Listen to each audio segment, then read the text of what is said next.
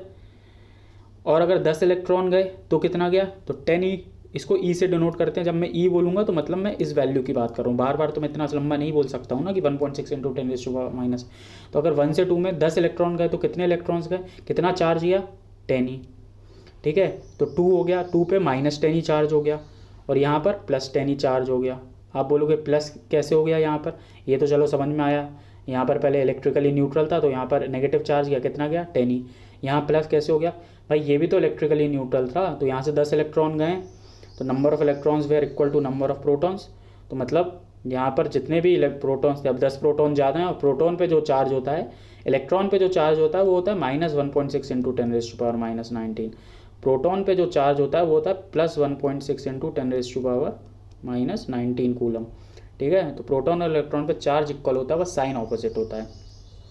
तो quantization of charge का मतलब है कि भाई जो इलेक्ट्रिक चार्ज एग्जिस्ट करेगा किसी भी बॉडी पे, वो करेगा इंटीग्रल मल्टीपल ऑफ E में, मतलब वो चार्ज NE के फॉर्म में होगा, जहाँ पर N होगा कोई भी इंटीजर। भाई 1.8 इंटू 10⁻⁻19 कूलम क्या किसी पे चार्ज हो सकता है किसी बॉडी पे? नहीं। क्यों? क्योंकि वो इस E का इंटीग्रल मल्टीपल नहीं है, आप क्लियरली देख रहे हो, ठीक है। क्यों नहीं हो सकता? भाई एक इलेक्ट्रॉन जाएगा, ठीक है, 2 इलेक्ट्रॉन जाएंगे, ऐसा थोड़ी 1.5 इलेक्ट्रॉन जाएगा, टूट के थोड़ी जाएगा इलेक्ट्रॉन, क्योंकि इलेक्ट्रॉन तो भाई सबसे बेसिक बॉडी होती है, बिल्डिंग ब्रिक है, ये हम देख चुके हैं। अभी तक तो हमने यही पढ़ा है, आगे साइंस कुछ और डिस्कवर कर ले तो अलग बात है, लेकिन आज तक तो हमें यही पता है सबसे बेसिक बॉडी होती है, इससे छोटा कुछ नहीं होता, सब एटॉमिक पार्टिकल्स हैं ये, ठीक है। तो भाई आधा इलेक्ट्रॉन तो उठ के नहीं जा सकता, या फिर 1 जाएगा या फिर 2 जाएगा या फिर 3 जाएंगे, ऐसा थोड़ी 2.5 इलेक्ट्रॉन चले जाएगा। तो इसलिए क्वांटाइजेशन ऑफ चार्ज बोलता है कि भाई कोई भी चार्ज होता है वो इंटीग्रल मल्टीपल ऑफ E होता है। दूसरा होता है एडिटिविटी। एडिटिविटी मतलब दोनों को नॉर्मल एडिशन से हम सॉल्व कर सकते हो। मान लीजिए किसी बॉडी पे चार्ज है +4 कूलम, ठीक है, आपने उसको और चार्ज दे दिया, कितना दे दिया? +3 और दे दिया, तो इस पर जो चार्ज हो जाएगा वो हो जाएगा +7 कूलम। या फिर भाई आपने उससे कुछ चार्ज ले लिया, कितना ले तो नहीं सकते हो, आपने उसको -3 कूलम दिया, तो फिर उस पर चार्ज कितना हो जाएगा? +4 -3 मतलब 1 कूलम हो जाएगा चार्ज, ठीक है। तो ये होता है एडिटिविटी, मतलब normal law of addition add होता है विद साइन। अगर आप पॉजिटिव चार्ज दे रहे हो तो प्लस लीजिए, इलेक्ट्रॉन्स दे रहे हो तो नेगेटिव साइन लीजिए, ठीक है। Second last is conservation of charge. Conservation of charge बोलता है किसी भी सिस्टम में चार्ज कंजर्व होता है, it can neither be created nor be destroyed. भाई आपने जो एग्जाम्पल लिया था रॉड का और सिल्क बॉडी का, अगर इसको मैं एक सिस्टम ले लूँ तो ये बोल रहा है कि चार्ज हमेशा कंजर्व रहेगा। क्या चार्ज कंजर्व था? हमने लिया देखा था रॉड है और ये सिल्क है, सिल्क पे मैंने +5 चार्ज हो गया था, रॉड पे सिल्क पे -5 चार्ज हो गया था, रॉड पे मैंने +5 चार्ज लिया था, क्योंकि रॉड से इलेक्ट्रॉन्स जा रहे थे, 5 इलेक्ट्रॉन्स गए थे। तो देखिए इनिशियली इलेक्ट्रिकली न्यूट्रल था, इनिशियली इस पर 0 चार्ज था, इस पर सेकेंड बॉडी पे भी 0 चार्ज था, फाइनली इस पे +5 चार्ज हुआ और इस पे -5 हुआ, तो दोनों का सम कितना है? दोनों का सम अभी भी 0 है। तो चार्ज कंजर्व्ड है, मतलब चार्ज क्रिएट नहीं हो सकता है, चार्ज को डिस्ट्रॉय नहीं कर सकते हो, चार्ज को बस आप एक जगह से दूसरी जगह ट्रांसफ़र जरूर कर सकते हो। तो ये basic properties of electric charge हो गई, क्वांटाइजेशन, एडिशन और कंजर्वेशन। नो खैर मूविंग ऑन, भाई कंडक्टर क्या होता है और इंसुलेटर क्या होता है? देखिए हमने फ्लो ऑफ चार्ज की बहुत देर से बात कर रहे हैं। तो ऐसे कुछ मटेरियल होते हैं जो चार्ज को आसानी से फ्लो करने की परमिशन दे देते हैं अपने अंदर, तो उन मटेरियल को बोलते हैं कंडक्टर्स। और कुछ ऐसे मटेरियल होते हैं जो फ्लो करने की परमिशन ही नहीं देते हैं, उनको बोलते हैं इंसुलेटर्स। एग्जाम्पल के तौर पे भाई आपके घर में इलेक्ट्रिक अप्लाइंसेज होंगे, आपने देखी होगी वायरिंग जाती है बोर्ड के पीछे से, तो वो वायर कैसा होता है? वो वायर ऐसा होता है कि वायर में ऊपर रबड़ या प्लास्टिक का एक मेम्ब्रेन रहता है और उसके अंदर पतले पतले वायर्स रहते हैं, ठीक है। ये देखा होगा आपने, जो पतले वायर्स रहते हैं ये रहते हैं कॉपर के, ठीक है, Cu कॉपर का सिंबल है, कॉपर के वायर्स रहते हैं। तो copper is a good conductor of electricity, या कॉपर चार्ज का अच्छा कंडक्टर है, इसलिए वो वायर कॉपर के रखते हैं, ठीक है, जिससे चार्ज ट्रैवल हो जाए, करंट ट्रैवल हो जाए। और बाहर जो कोटिंग रहती है वो रहती है प्लास्टिक या रबड़ की। रबड़ इज़ अ इंसुलेटर, वो चार्ज को ट्रैवल नहीं करने देता, इसलिए चार्ज बाहर नहीं आता, वरना आप छूओगे तो आपको करंट लग जाएगा।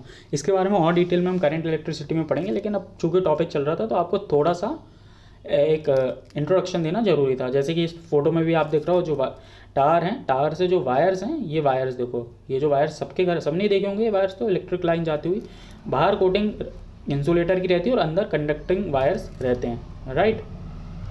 नाउ कूलम्स लॉ, भाई हमने सारी बात कर ली, हमने बात कर ली फोर्स एक्ट होता है, अट्रैक्टिव फोर्स होता है, नेगेटिव फोर्स होता है, चार्ज लाइक अनलाइक चार्जेस की बात कर ली, लेकिन उसकी वैल्यू क्या होती है, ठीक है। जैसे आपने ग्रेविटेशन फोर्स की बात करी थी, ग्रेविटेशन फोर्स कितना होता था, G m1m2/r²। इसी तरह कूलम फोर्स का भी एक फॉर्मूला होता है जो ग्रेविटेशन के फोर्स से काफ़ी मिलता जुलता होता है। ये फॉर्मूला होता है F = K Q1Q2/r², ठीक है। कूलम्स लॉ क्या बोलता है कि जो म्यूचुअली इलेक्ट्रोस्टैटिक फोर्स रहता है, मतलब म्यूचुअल मतलब दो बॉडीज़ के बीच में जो इलेक्ट्रोस्टैटिक फोर्स रहेगा, चाहे वो पॉजिटिव हो चाहे नेगेटिव, कोई ऐसा भी हो, जो इलेक्ट्रोस्टैटिक फोर्स रहेगा that is proportional to Q1 और Q2 का प्रोडक्ट, ठीक है, और inversely proportional to square of distance between them, ठीक है, square of distance between them. ये कुछ ग्रेविटेशनल लॉ से मिलता जुलता है, इसलिए इसके जो फॉर्मूले रहेंगे वो ग्रेविटेशन से काफ़ी मिलते जुलते रहेंगे। तो हम उन्हीं के बेसिस पे, उन्हीं के एनालॉजी से इसको समझते जाएंगे, मैं, ठीक है, इससे हमारा जल्दी हो जाएगा, हमारा रिवीजन काफ़ी फास्ट हो जाएगा। तो इसमें जो F होता है दैट इज़ इलेक्ट्रोस्टैटिक फोर्स, जो Q होता है चार्ज होता है, Q1 और Q2 चार्ज हैं, ठीक है, R है डिस्टेंस बिटवीन देम, और K है कॉन्स्टेंट ऑफ प्रोपोर्शनैलिटी। तो K इज इक्वल्स टू 1/4πε0, आपको दिख रहा है यहाँ पर K इज़ 1/4πε0, ठीक है। K 4π गया, पाई तो पाई है। What is epsilon naught? Epsilon naught is known as permeability of a, मतलब मीडियम या फ्री स्पेस की परमिएबिलिटी, ठीक है। एप्सिलॉन नॉट होती है फ्री स्पेस की परमिएबिलिटी, कितनी आसानी से वो परमिट कर रहा है, ठीक है, नाम से ही समझ में आ रहा है परमिएबिलिटी। हालांकि इसको डिटेल में जानने की जरूरत नहीं है, मैंने बता भी दिया कितनी आसानी से वो परमिट कर रहा है। ये कांस्टेंट होता है जिसकी वैल्यू होती है 1/4πε0, ठीक है। चार्ज का ऐसा यूनिट कूलम होता है, हम देख चुके हैं। जो एप्सिलॉन नॉट की वैल्यू आई है ये एक्सपेरिमेंटली हमने फाइंड करी है, इसकी वैल्यू थी 8.854 × 10⁻⁻12 कूलम स्क्वायर पर न्यूटन पर मीटर स्क्वायर।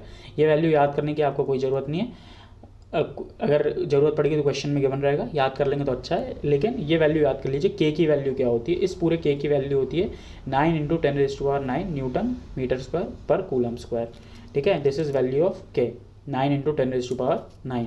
तो ये हो गया आपका कूलम लॉ। इसके बेसिस पे आप भाई क्वेश्चन हैं वो सॉल्व करेंगे। अब डायरेक्शन ऑफ फोर्स देखो, फोर्स क्या होता है, वेक्टर होता है, फोर्स का यूनिट क्या होता है, न्यूटन। अब आपने मैग्नीट्यूड की तो बात कर ली, K Q1 Q2/r²। मान लीजिए ये Q1 चार्ज है, ये Q2 चार्ज है, ठीक है, ये पॉजिटिवली चार्ज है, ये नेगेटिवली चार्ज है।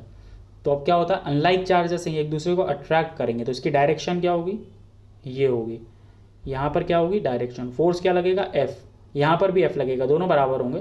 क्या वैल्यू होगी इस फोर्स की, K Q1 Q2/r², जहाँ पर R क्या है, distance between this two points, ठीक है। डायरेक्शन क्या हुई, अलॉन्ग द डिस्टेंस, ठीक है। और अट्रैक्टिव फोर्स है, अट्रैक्टिव। अब मान लीजिए ये भाई पॉजिटिव चार्ज नहीं होता, ये आपका नेगेटिव चार्ज होता, दूसरा कलर ले लेते हैं, ये आपका पॉजिटिव चार्ज होता, तो जो फोर्स की डायरेक्शन होती है उस केस में क्या होती, उस केस में रिपल्सिव होती। अनलाइक चार्जेस हैं, एक दूसरे को रिपेल करते हैं, ठीक है, तो ये डायरेक्शन हो जाती है। तो आपने डायरेक्शन ऑफ फोर्स भी पढ़ लिया।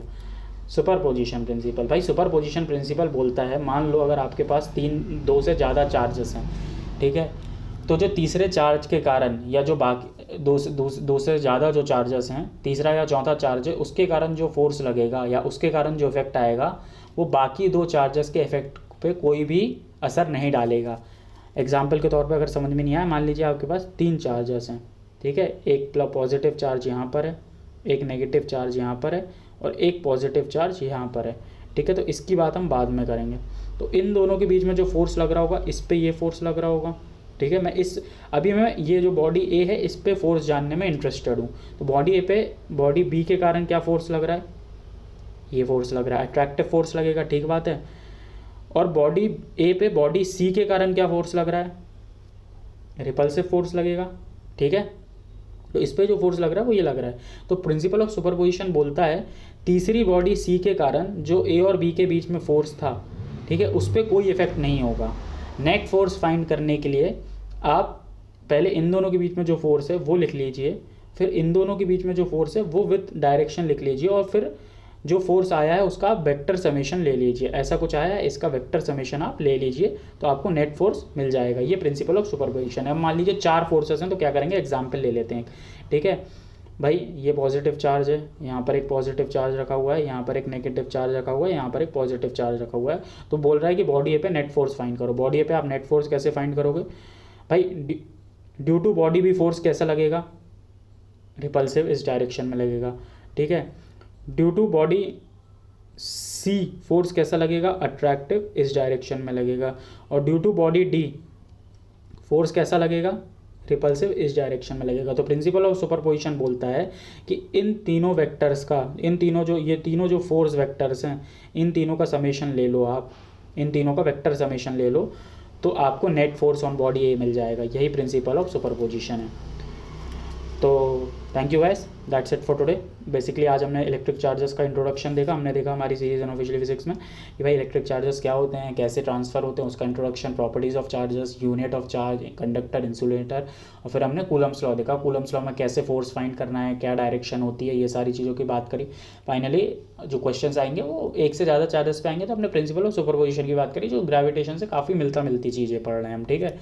तो बेसिकली हमने इंट्रोडक्शन टू इलेक्ट्रिक चार्जेस देखा है आज। And that's it for today guys. Go and practice, practice is very important, जैसे कि मैं हमेशा बोलता हूँ। And best of luck for your exam. Thank you.